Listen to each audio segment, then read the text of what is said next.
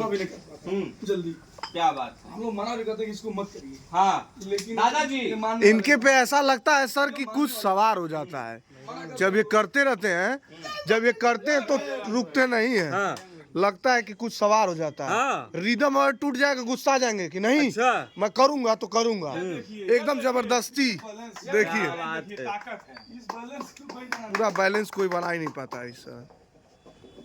अद्भुत है। और ये देखिए आखिरी पीढ़ी है मेरा वाह बात मतलब है दादाजी। कि ये आखिरी पीढ़ी है जो हम लोग समाज को पर जय भारत न्यूज की तरफ से आप भी लोग दिखा रहे हैं।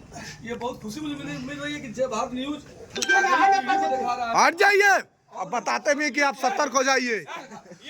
ये देखिए जुनून की जय जय।